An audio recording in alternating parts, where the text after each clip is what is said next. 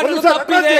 ಅದಕ್ಕೆ ಅವ್ರನ್ನ ನಟರಾಜ್ ಒಂದೇ ನಿಮಿಷ ಒಪ್ಕೊಂತೀನಿ. ನಟರಾಜ್ ಒಂದೇ ನಿಮಿಷ ಆಯ್ತು ಆದ್ರೆ ಆಯ್ತು ನಟರಾಜ್ ಒಂದೇ ನಿಮಿಷ ಆಯ್ತು ಒಂದೇ ನಿಮಿಷ ಇರಿ ಕೇಳಿಸ್ಕೊಳ್ಳಿ ಕೇಳಿಸ್ಕೊಂಡ್ರೆ ಕೇಳಿಸ್ಕೊಂಡ್ರೆ ಒದ್ದು ಒಳಗೆ ಹಾಕಿ ಸರ್ ಒದ್ದು ಒಳಗೆ ಹಾಕಿ ಸರ್ ಕ್ರಿಮಿಗಳು ಬೇಡ ನಮ್ಮ ಸಮಾಜಕ್ಕೆ ದೂತರು ಅಲ್ಲರೇ ಸರ್ ಆಯ್ತು ಸರ್ ಕೇಳಿಸ್ಕೊಳ್ಳಿ ಕಳಿಸ್ರಿ ಅವರು ಸರ್ ಕೇಳಿಸ್ಕೊಳ್ಳಿ ಇರಿ ಅಶೋಕ್ ಗೌಡ್ರೆ ಇರಿ ನಿಮಗೆ ಸಮಯ ಕೊಡ್ತೀನಿ ನಟರಾಜ್ ಗೌಡ್ರೆ ಅಶೋಕ್ ಗೌಡ್ರಿಗೆ ಬೇಜಾರಾದ್ರೂ ಐ ಡೋಂಟ್ ಕೇರ್. ಇರಿ ರಾಜು ಗೌಡ್ರೆ ನಟರಾಜ್ ಗೌಡ್ರೆ ನೀವು ಕೇಳಿಸ್ಕೊಳ್ರಿ ನಟರಾಜ್ ಗೌಡ್ರೆ ನಾನು ನಿಮ್ ಪರವಾಗಿ ಮಾತಾಡ್ತೀನಿ. ಕೇಳಿಸ್ಕೊಳ್ಬೇಕು ನಟರಾಜ್ ಗೌಡ್ರೆ ನಿಮ್ ಪರವಾಗಿ ಮಾತನಾಡ್ತಾ ಇದ್ದೀನಿ. ಜನಾರ್ದನ್ ರೆಡ್ಡಿ ಅವರ ಮನೆಯಿಂದ ಲಾಂಗು ಮಚ್ಚು ಖಾರದ ಪುಡಿ ದೊಣ್ಣೆ ಯಾವಾಗ ಬಂತೋ ಫಸ್ಟ್ ಅರೆಸ್ಟ್ ಅವ್ರನ್ನ ಮಾಡ್ಬೇಕಾಗಿತ್ತು. ಯಾಕೆ ಮಾಡ್ಲಿಲ್ಲ ಸರ್ಕಾರ? ಬ್ಲೇಡ್ ಹಾಕಿ ಕೇಳಿಸ್ಕೊಳ್ಬೇಕು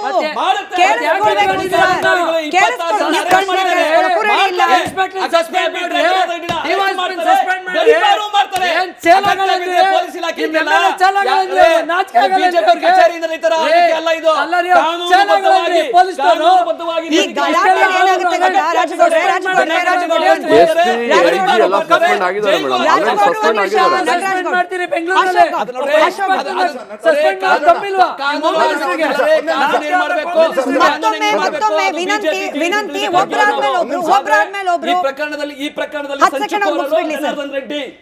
ಈ ಪ್ರಕರಣದಲ್ಲಿ ಗಲಭೆ ಮಾಡಿರೋದು ಅಲ್ಲಿ ಸಂದಿಗ್ಧ ವಾತಾವರಣ ಸೃಷ್ಟಿ ಮಾಡಿದ್ರೆ ಜನಾರ್ದನ್ ರೆಡ್ಡಿ ಮತ್ತೆ ಬೆಂಬಲಿಗರು ಒಳಗಾಕ್ಸಿ. ಆಯ್ತು ನಿಮ್ ಸಲಹೆ ತಗೊಳ್ಳೋಣ. ಪೊಲೀಸ್ ಅಧಿಕಾರಿಗಳು ತಿಳ್ಕೊಂಡ್ರೆ ಆಯ್ತು ಬಿಜೆಪಿ ಅವರ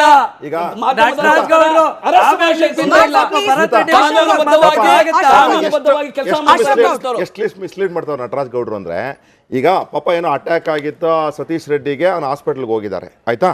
ಹಾಸ್ಪಿಟ್ಲ್ಗೆ ಹೋಗ್ಬೇಕಾದ್ರೆ ಆಂಬ್ಯುಲೆನ್ಸ್ ಇಲ್ಲ ಅಂದ್ರೆ ಅವ್ರ ಕಾರ್ ಇರುತ್ತಲ್ಲಪ್ಪ ಅದ್ರಲ್ಲಿ ಹೋಗ್ಬೇಕು. ಯಾಕಂದ್ರೆ ಥ್ರೆಟ್ ಏನಿತ್ತಲ್ಲ ಪಾಪ ಇದ್ದಿದ್ದು ಅಟ್ಯಾಕ್ ಆಗ್ಬಿಟ್ಟಿದೆ ಸತೀಶ್ ರೆಡ್ಡಿ ಅವ್ರಿಗೆ. ಥ್ರೆಟ್ ಇದೆ ಅವ್ರಿಗೆ ಜೊತೆಗೆ ಈಗ ಅಟ್ಯಾಕ್ ಆಗಿದೆ ಬರೇ ಅವ್ರ ಜೊತೆ ಹೋಗದೆ ಯಾರಾದ್ರೂ ಪಾಪ ಬೇರೆ ಮಾಡ್ಬಿಟ್ಟಿದ್ರೆ ಏನ್ ಕತೆ? ಅದಕ್ಕೆ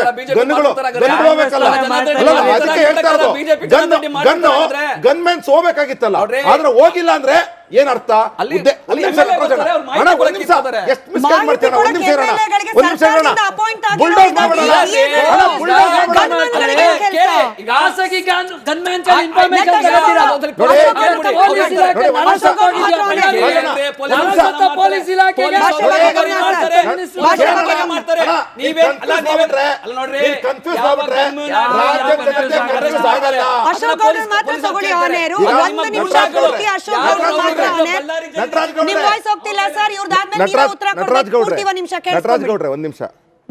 ಇದೇ ಬಳ್ಳಾರಿನಲ್ಲಿ ಅಲ್ಲಂ ವೀರಭದ್ರಪ್ಪ ಅಂತ ಒಬ್ಬ ರಾಜಕಾರಣಿ ಇದ್ರು ಮತ್ತು ಸಂಡೂರ್ನ ಮಹಾರಾಜರಿದ್ರು ಗೋರ್ಪಡೆಯವರು.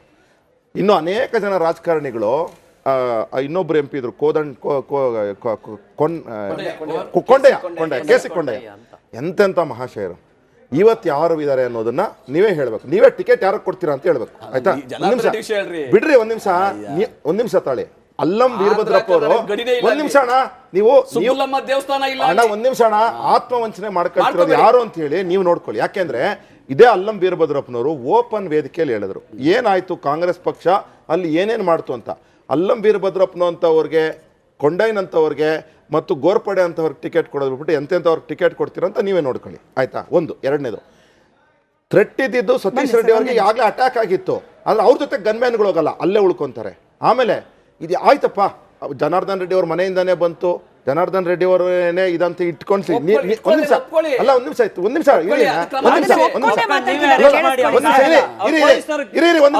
ಪಾಪ ಕಾನೂನು ಸುವ್ಯವಸ್ಥೆ ಕಾನೂನು ಸುವ್ಯವಸ್ಥೆ ಎಷ್ಟರ ಮಟ್ಟಕ್ಕೆ ರಾಜ್ಯದಲ್ಲಿ ಅದಗೆಟ್ಟಿದೆ ಅದನ್ನ ನಾನು ಎಳೆ ಆಗ್ಬೇಕಾದ್ರೆ ಹೇಳ್ತೀನಿ ನಿಮಗೆ. ಬೀದರಿಂದ ಹಿಡ್ಕೊಂಡು ಚಾಮರಾಜನಗರದವರೆಗೂ ಒಂದ್ ನಿಮಿಷ ಬೆಳಗಾವಿಯಿಂದ ಹಿಡ್ಕೊಂಡು ತಲವಾರು ಪ್ರದರ್ಶನಗಳಾಗ್ತವೆ ರಸ್ತೆಗಳಲ್ಲಿ. ಆಗ ನೀವು ಯಾಕೆ ಕ್ರಮ ತಗೊಳ್ಳಲ್ಲ? 70 ಮಹಿಳೆಯರಿಗೆ ಚಾಕು ಚುಚ್ಚುತ್ತಾರೆ,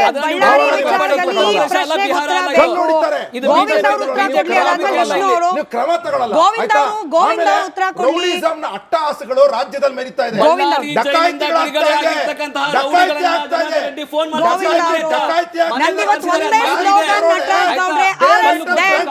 arrest them. Arrest them, Nataraj ಗೌಡ್ರೆ. ನಟರಾಜ್ ಗೌಡ್ರೆ, arrest them. ನಂದಿವತ್ತು ಒಂದೇ ಸ್ಲೋಗನ್, arrest them. ರೌಡಿ ರಾಜಕಾರಣಿಗಳನ್ನ arrest ಮಾಡಿ. Thank you ಅಶೋಕ್ ಗೌಡ್ರೆ. ಗೋವಿಂದ್ ಅವ್ರದ್ದು ಮತ್ತೆ ವಿಷ್ಣು ಅವ್ರದ್ದು ಮಾತ್ರ ವಾಯ್ಸ್ ಆನ್ ಇರ್ಲಿ. ನನಗೆ ಈ ಪ್ರಶ್ನೆಗೆ ಉತ್ತರ ಬೇಕು ಅಶೋಕ್ ಗೌಡ್ರೆ. ಡಿವಿಯೇಟ್ ಮಾಡೋದು ಬೇಡ, ನನಗೆ ಈ ಪ್ರಶ್ನೆಗೆ ಉತ್ತರ ಬೇಕು. ಸತೀಶ್ ರೆಡ್ಡಿ ಅವರೇ ಅಲ್ಲಿಲ್ಲ ಅಂದಮೇಲೆ ಸತೀಶ್ ರೆಡ್ಡಿ ಅವರ ಗನ್ಮ್ಯಾನ್ಗೆ ಏನ್ ಕೆಲಸ? ಶಾಸಕರಿಗೆ ಮಾಹಿತಿ ಕೊಡ್ಲಿಕ್ಕೆ ಕಾಂಗ್ರೆಸ್ ಪಕ್ಷದ ಬೇರೆ ಯಾವುದೇ ಕಾರ್ಯಕರ್ತರು ಇರ್ಲಿಲ್ವಾ? ಶಾಸಕರಿಗೆ ಅಪಾಯಿಂಟ್ ಆಗಿರ್ತಕ್ಕಂತ ಪರ್ಸನಲ್ ಅಸಿಸ್ಟೆಂಟ್ ಗಳು ಇರ್ಲಿಲ್ವಾ? ಗನ್ಮ್ಯಾನ್ ಗಳಿಗೆ ಏನ್ ಕೆಲಸ? ಗೋವಿಂದ್ ಅವರು ಉತ್ತರ ಕೊಡ್ತಾರೆ, ಅದಾದ್ಮೇಲೆ ವಿಷ್ಣು ಅವರು ಉತ್ತರ ಕೊಡ್ತಾರೆ.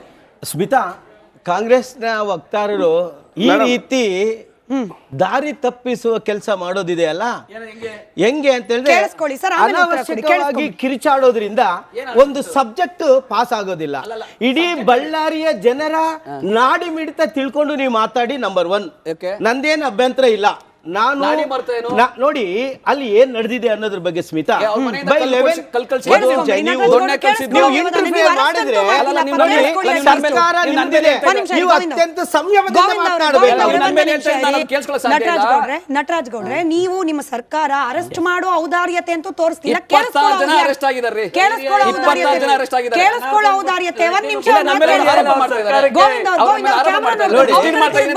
ಈಗ ಅಬ್ಸಲ್ಯೂಟ್ಲಿ ತಾವು ಮಿಸ್ಲೀಡ್ ಮಾಡ್ತಾ ಇದ್ದೀರಾ. Why? Because I tell you, ನೋಡಿ 11 ಗಂಟೆಗೆ ಸ್ಮಿತಾ ಈ ಎಲ್ಲ ಬೆಳವಣಿಗೆ ಪ್ರಾರಂಭವಾಗಿದ್ದು 11:11ವರೆಗೆ ಏನಲ್ಲಿ ಒಂದು ಬ್ಯಾನರ್ ಸಂಬಂಧಪಟ್ಟಂಗೆ ಇಂತಿಷ್ಟು ಮಾಹಿತಿ ಹೋಗುತ್ತೆ, ಪೊಲೀಸರಿಗೂ ಹೋಗುತ್ತೆ. ಅದಾದ ನಂತರ 3-4 ಗಂಟೆಗೆ ಮತ್ತೆ ಶುರುವಾಗುತ್ತೆ.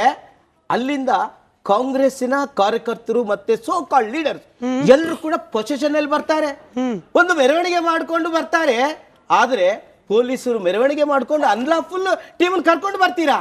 This is absolutely failure on the part of the police department. ಗಲಾಟೆ ಆಗಿದೆ ಅಂತ ಗೊತ್ತಾದ್ಮೇಲೂ ಕೂಡ ಈ ರೀತಿ ನೀವು ನಡ್ಕೊಳ್ತೀರಿ ಅಂದ್ರೆ ಇಲ್ಲಿ ಕಾನೂನು ಇದೇನಾ ಅನ್ನೋದ್ರ ಬಗ್ಗೆ ಬಳ್ಳಾರಿಯ ಜನ ಪ್ರಶ್ನೆ ಮಾಡ್ತಾ ಇದ್ದಾರೆ. ನಂಬರ್ 2,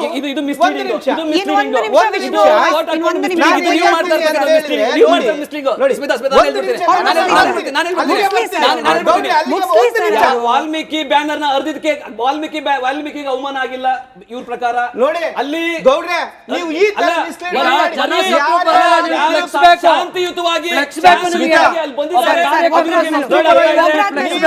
ನೋಡ್ತಿದ್ದು ಮಿಸ್ಲೀಡ್ ಆಗಿಲ್ಲ, ಅವ್ರು ದೊಣ್ಣೆ ತಗೊಂಡ್ ನೋಡ್ತಿದ್ದು ಮಿಸ್ಲೀಡ್ ಆಗಿಲ್ಲ.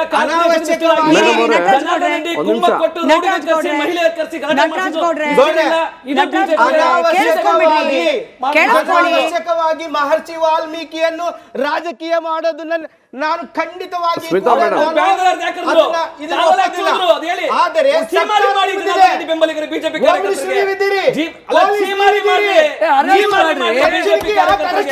ಯಾರು ಬ್ಯಾನರ್ ಕುಯ್ದ್ರು, ವಾಲ್ಮೀಕಿಯ ಭಾವಚಿತ್ರ ನಟರಾಜ್ ಗೌಡ್ರೆ, ನಾನು ವಿಷ್ಣು ಅವ್ರಿಗೆ ಪ್ರಶ್ನೆ ಕೇಳಬೇಕಾಗಿತ್ತು. ನೀವು ಬ್ಯಾನರ್ ಹರಿದವ್ರ ಬಗ್ಗೆ ಅದು ಇದು ಮಾತನಾಡ್ತಿದ್ರಲ್ಲ, ಎಕ್ಸಾಕ್ಟ್ಲಿ ಈಗ ಬಳ್ಳಾರಿ ಅವರ ಕರೆಕ್ಟ್, ಎಕ್ಸಾಕ್ಟ್ಲಿ ನಾನು ಮತ್ತೆ ಅದೇ ಪ್ರಶ್ನೆ ಕೇಳ್ತೀನಿ. ಇವಾಗ 11:00ವರೆಗೆನೆ ಬ್ಯಾನರ್ಗೆ ಬ್ಲೇಡ್ ಪ್ರಯೋಗ ಆಗಿದೆ ಅಂದಾಗ ಮೊದಲು ಆ ಬ್ಲೇಡ್ ಪ್ರಯೋಗ ಮಾಡಿದವ್ರನ್ನ ಅರೆಸ್ಟ್ ಮಾಡ್ಬಿಟ್ಟಿದ್ರೆ ಕಾಂಗ್ರೆಸ್ನವ್ರು ಮಾರ್ಚ್ ಮಾಡೋ ಅವಶ್ಯಕತೆನೂ ಇರ್ತಿರ್ಲಿಲ್ಲ, ಕಾಂಗ್ರೆಸ್ನವ್ರು ಪ್ರತಿಭಟನೆ ಮಾಡೋ ಅವಶ್ಯಕತೆನೂ ಇರ್ತಿರ್ಲಿಲ್ಲ. ಕಾಂಗ್ರೆಸ್ನ ಕಾರ್ಯಕರ್ತ ಅಮಾಯಕ ಸಾಯೋ,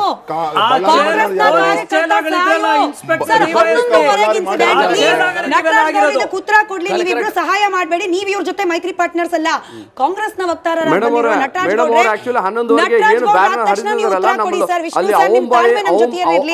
ನಿಮ್ಮ ಸಹನೆ ಸಹಕಾರ ನಮ್ ಜೊತೆಯಲ್ಲಿರ್ಲಿ. ಒಂದೇ ಒಂದ್ ನಿಮಿಷ ಕಾಲ ನಟರಾಜ್ ಗೌಡ್ರು ಉತ್ತರ ಕೊಡ್ಲಿ. ನಟರಾಜ್ ಗೌಡ್ರೆ, ಬೆಳಗ್ಗೆ ಬ್ಲೇಡ್ ಹಾಕಿದ ತಕ್ಷಣ ಬ್ಲೇಡ್ ಹಾಕಿದ ಪುಡಿ ರೌಡಿಗಳನ್ನ, ರಾಜಕಾರಣಿಗಳನ್ನ ಅರೆಸ್ಟ್ ಮಾಡಬೇಡಿ ಅಂತ ಹೇಳಿ ಯಾರು ನಿಮಗೆ ಮನವಿ ಕೊಟ್ಟಿದ್ರು? ಆ ಪುಡಿ ರೌಡಿಗಳನ್ನ, ಬಿಜೆಪಿ ಕಾರ್ಯಕರ್ತರನ್ನ, ಯಾರ್ಯಾರು ಸಂಚುಕೋರರನ್ನ, ಯಾರು ವಾಲ್ಮೀಕಿಗೆ ಅವಮಾನ ಮಾಡಿದ್ರು, ಬ್ಯಾನರ್ ಹರಿದ್ರು, ಕಾಲ್ ತುಳಿದ್ರು, ಅವ್ರನ್ನ ಅರೆಸ್ಟ್ ಮಾಡಬೇಕಾಗಿತ್ತು. ಅದಕ್ಕೆ ಪೊಲೀಸ್ ವೈಫಲ್ಯ ಅಂತ ಹೇಳಿ SP ಯನ್ನ ಅವ್ರು ಸಸ್ಪೆಂಡ್ ಮಾಡಿ ಟ್ರಾನ್ಸ್ಫರ್ ಮಾಡಿದ್ದಾರೆ. ತನಿಖೆ ಆಗ್ತಾ ಇದೆ, ಅದಕ್ಕೆ ತನಿಖೆ ಆಗ್ತಾ ಇದೆ. ಇರ್ರಿ ನೀವು ರಿಪೋರ್ಟ್ 11 ಗಂಟೆಗೆ ಇದು ಅವ್ರಿಗೆ ಹಾರ ಹಾಕಿ ಯಾರೋ ರಾವು ಕಾಲ ಗುಳಿಗೆ ಕಾಲ ನೋಡಿ ಹಾರ ಹಾಕಿ ಕರ್ಕೊತಾ ಇದ್ದಾರೆ.